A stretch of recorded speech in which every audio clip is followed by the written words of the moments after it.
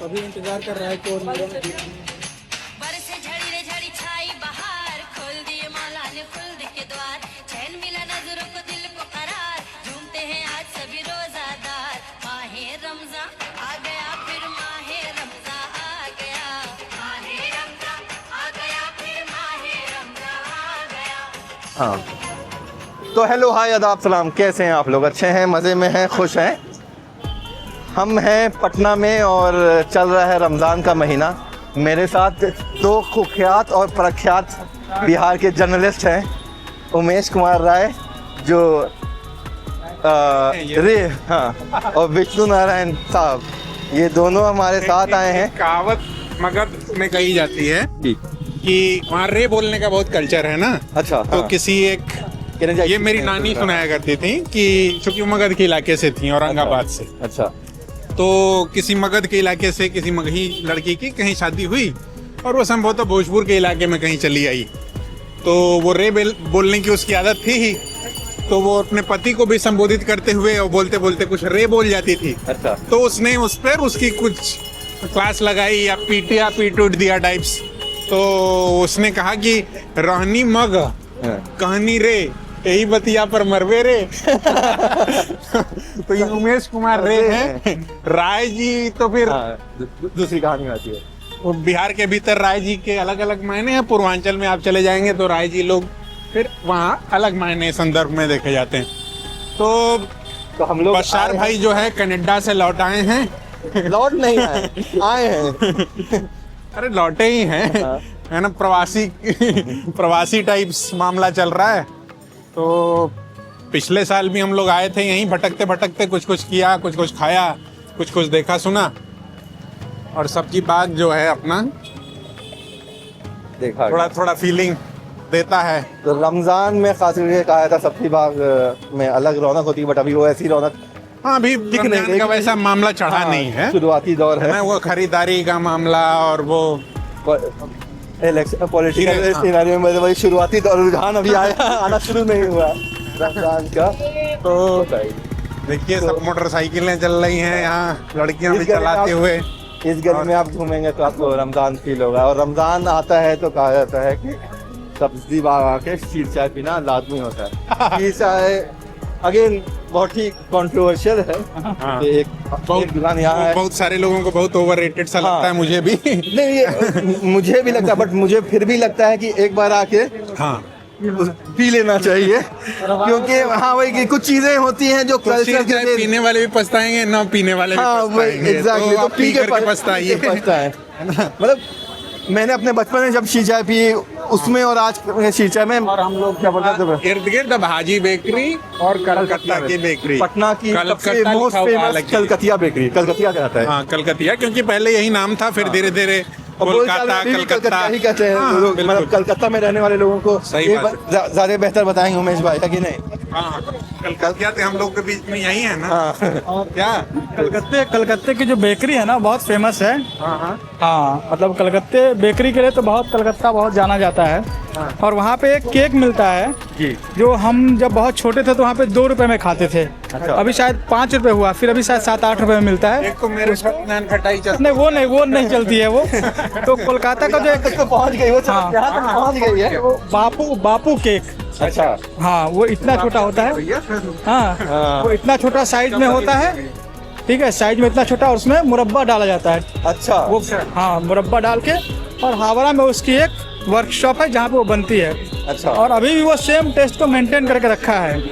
और हमको लगता है वो लगभग 80-90-100 साल तो पुरानी होगी वो केक का जो इतिहास है। और हम सभी छोटी बड़ी चाय की दुकानें पे आपको मिल जाएगा, डब्बे में पैक करके। भाई आप पटना में या बिहार की किसी भी एरिया में आए तो आपको जो बेकरीज दिखेगी, जो मैंने देखा है, वो मुस्लिम एरिया ही में दिखेगी इस तरह की बेकरी।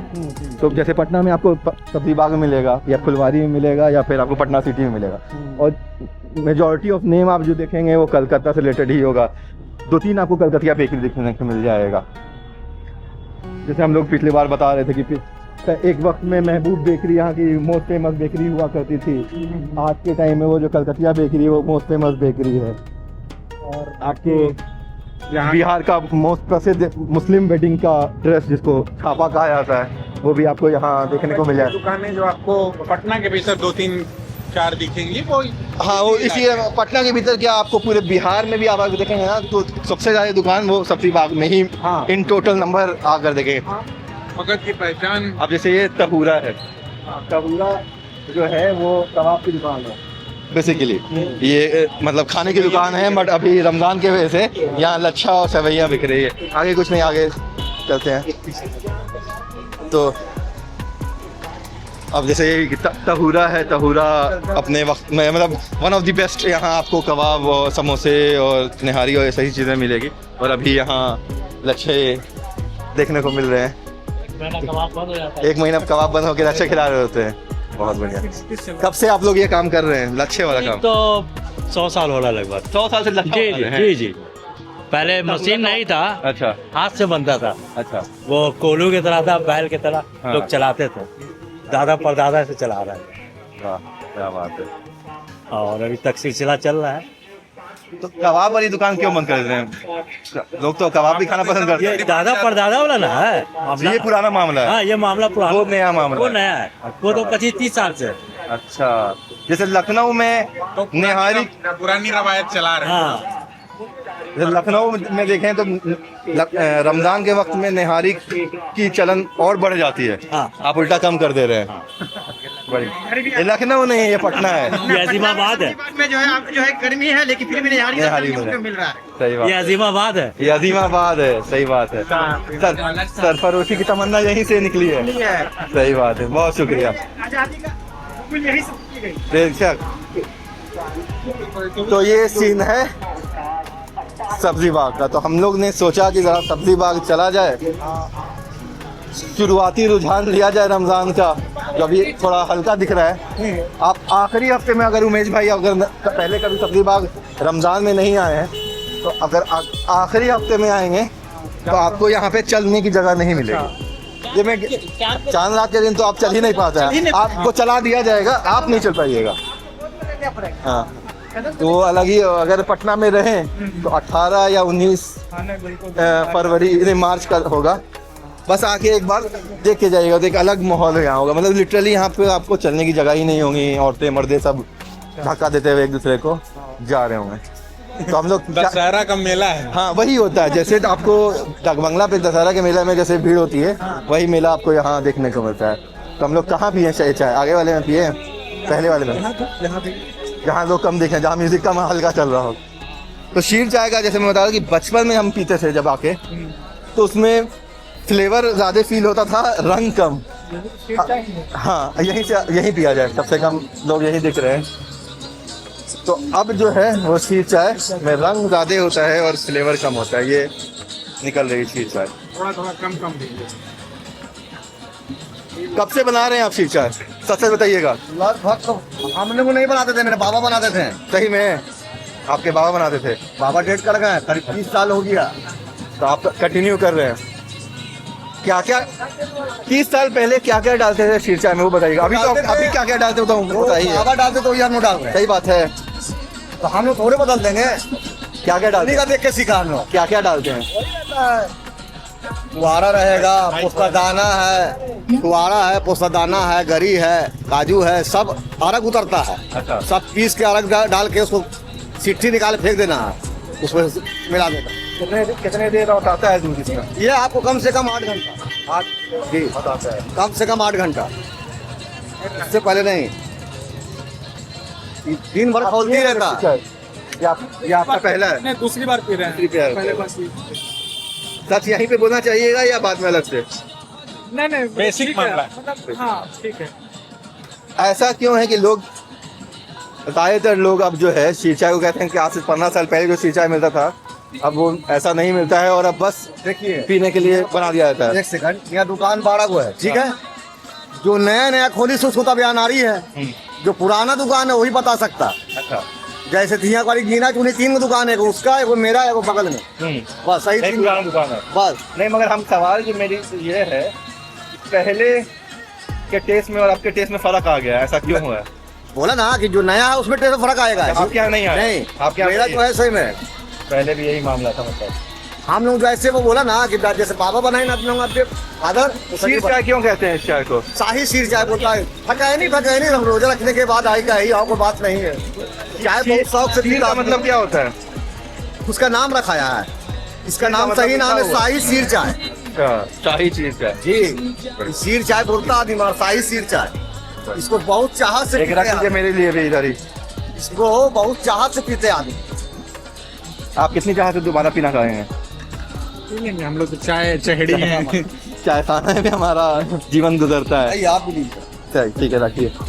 तो रमजान है, हाँ, आप लोग अभी इसी इन दिनों तो एक और डिबेट चल रहा है रमजान का और रमजान का, हम 10 साल से ये अरब डिबेट का चल और रहा है। फारसी का है। हाँ, 10 साल। मेरा जो उसमें टेक है वो ये है कि जिसको जो बोलना है बोलो यार। जिसको जो बोलना है बोले, और उसके पीछे मतलब हिस्टोरिकल रीजन है कि क्यों कैसे बोला, क्या बोला गया। मतलब अगर सही उच्चारण में जाइए तो वो रमदान ही है। मतलब अरबी में जो जिस तरीके से लिखा जाता है उसमें एक लेटर है दौद, जो इंडिया पहुंचते पहुंचते वो जाद हो गया उसके पीछे, और वो दौद ही है। वो अरब वो वर्ड वो लेटर किसी और तरीके से बोल ही नहीं सकते हैं। तो वो अरबी का एक अनोखा लेटर है जिसे कहा जाता है, और उसी का इस्तेमाल हुआ है रमज़ान में। तो मगर क्योंकि इंडिया का जो कल्चर है वो मुसलमानों का कल्चर वो ईरान होते हुए आया, तो फारसी से इन्फ्लुएंस होते हुए आया, तो वो फारसी में वो दौद जो है वो ज़ात है, जो उर्दू में भी फारसी बहुत पॉपुलर लैंग्वेज हुआ करती थी। हाँ, इसलिए भी और- हमारी कहावतें और- भी आम हाँ, समाज में है कि पढ़लन फारसी बेचलन तेल है। हाँ। और उर्दू भी जो है वो फारसी से बना, मतलब तो उसी वजह से वो इन्फ्लुएंस के वजह से वो जब यहाँ पहुंचा तो पहले लोग मतलब जो रमज़ान एलीट के लिए या पढ़ने वालों के लिए इस तरीके की चीजें- नहीं, अगर आप उर्दू में बोल रहे हैं रमजान को तो रमजान है।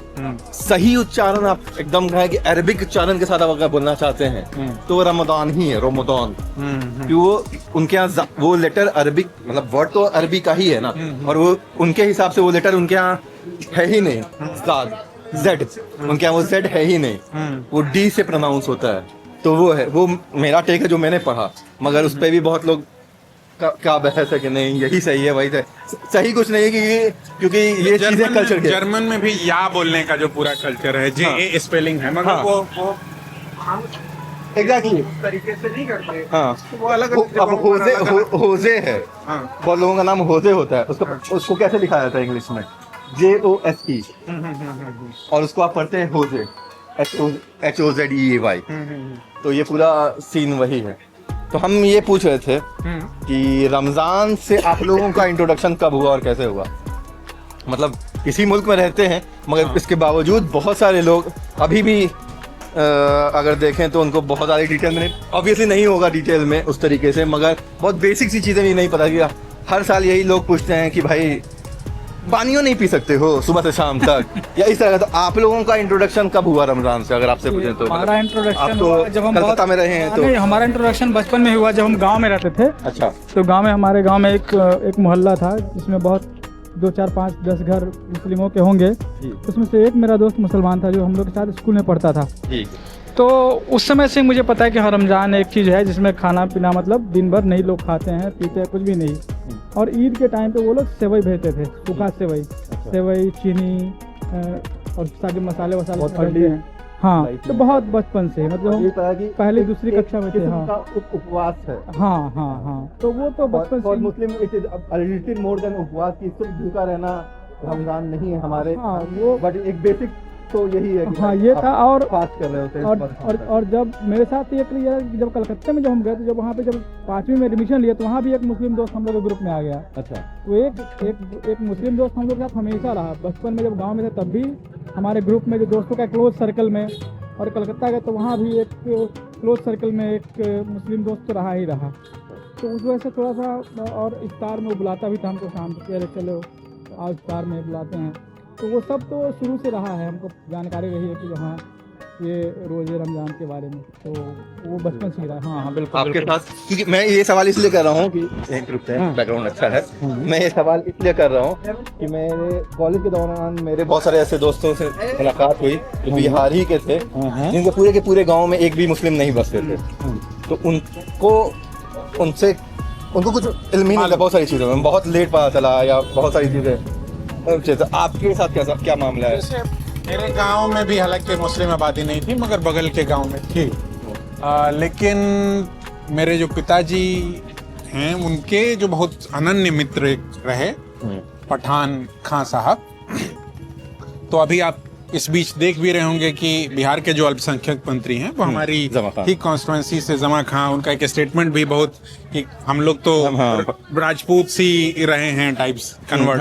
तो ये एक तरह का फैक्ट है। वो लोग कन्वर्ट हैं, तो वो सारे लोग जो कन्वर्टेड हुए वो बहुत अनन्य मित्र हैं। तो हमेशा से उनके घर से आना जाना, इफ्तार का इतना बहुत आइडिया नहीं था, मगर सेवइयाँ आ जाती थी ईद के मौके पे, तो वो घर पे इस्तेमाल होता था।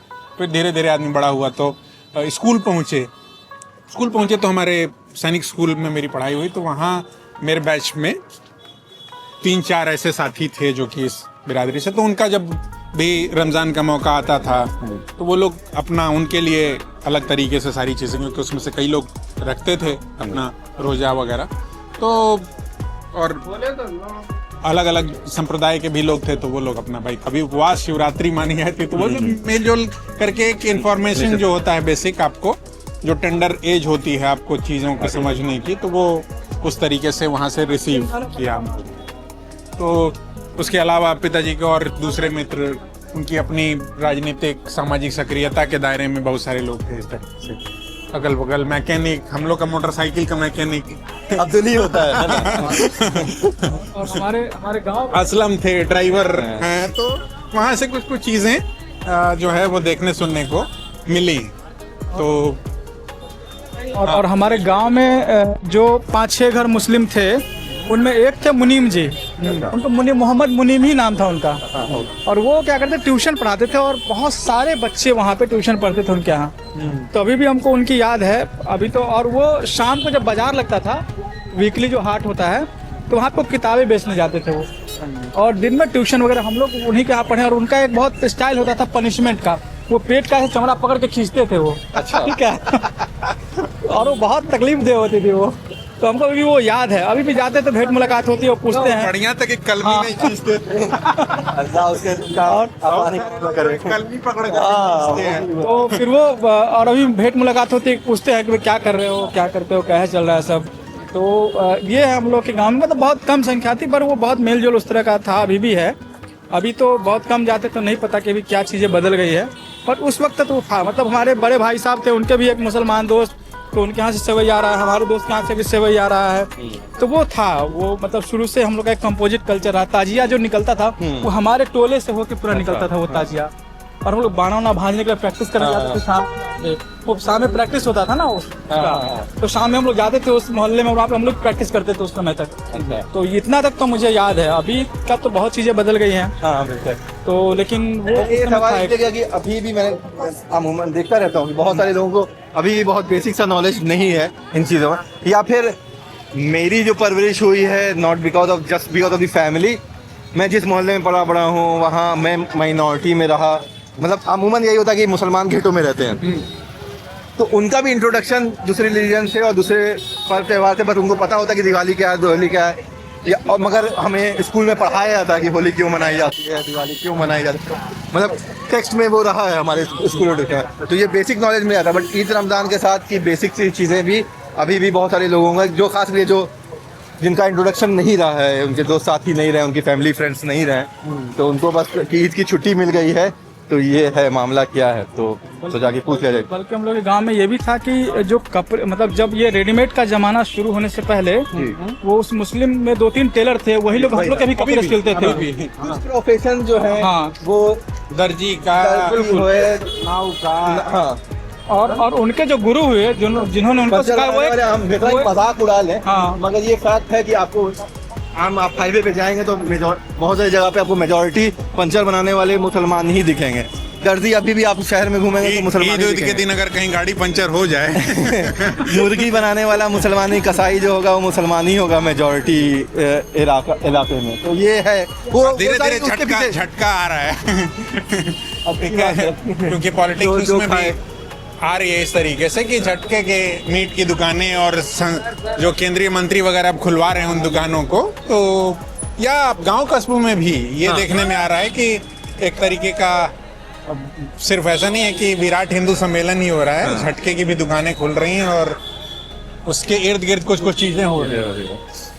अपनी जगह पर हाँ, तो पटना का रमजान शुरुआत में बहुत हल्का दिख रहा है हमें रमजान। सब विभाग में भीड़ भड़ाका नहीं है, लाइट वाइट्स भी नहीं है, बट अब आखिरी लास्ट रमजान जो है 3 पार्ट्स में होता है, 10 दिन का। तो पहला आशरा, दूसरा आशरा, तीसरा आशरा। तो ये पूरा महीने technically is all about prayer, इबादत का महीना है। बट क्योंकि हम लोग कल्चरली इतने वो होते हैं तो हम लोग इबादत से ज़्यादा सड़क पे शॉपिंग में ज़्यादा अपने आप को इन्वॉल्व करते हैं। तो वही आपको दिख रहा है कि आखिरी जो सबसे जो इम्पोर्टेंट पार्ट है रमज़ान का, वो आखिरी 10 डेज़ है। उसमें आप सबसे ज़्यादा आप इबादत करते हैं, सबसे ज़्यादा आपको प्रेयर करना होता है। बट उसी आखिरी 10 दिन में सबसे ज़्यादा आपको लोग शॉपिंग करते हुए दिखेंगे। तो उसी 10 दिन में अगर आप सब्जी बाग वापस से आते हैं तो आपको चलने की जगह नहीं मिलेगी। हर रिलीजन जितना करीब आता जाता है, हाँ, जितना भी करीब आता जाता है त्यौहार, उतना ज़्यादा आपको शॉपिंग का माहौल पड़ते जाता है। तो यही मामला था आज के वीडियो का। एक रैंडमली कोई प्लान पहले से नहीं बनाया हमने, हम लोग ऐसे ही आधे घंटे पहले डिसाइड हुआ कि शीर चाय पिया जाए। ये कस्टम है जो पूरा करना होता है हर साल, जो लड्डू खाना होता है शादी का। आजकल देख तो रही हूँ मोहब्बत की शरबत भी यहाँ पे खुल गई है। अच्छा, ये भी आ गए दिल्ली के तरफ पे, यहाँ सामने मोहब्बत की शरबत भी है।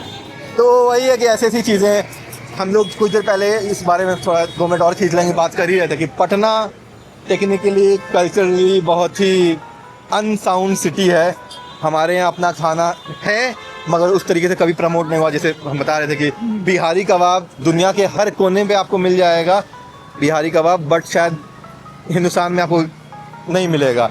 पटना की सब्जी बाग की गलियों में मिलेगा, फुलवारी मिलेगा, दिल्ली के शाहीन बाग में एक रेस्टोरेंट मिलेगा, पुलाव गोश्त की दुकान में मिलेगा, वरना आपको कहीं और नहीं मिलेगा। बट आप दुनिया में कहीं भी जाएँ, लंदन जाएँ, अमेरिका जाएँ, कहीं भी जाएँ, किसी भी पाकिस्तानी रेस्टोरेंट में आप जाएंगे तो वहाँ बिहारी नाम से ही बिहारी कबाब मिलता है। बट बिहार में फूड का कल्चर नहीं है, वो लिट्टी चोखा तक ही सीमित है।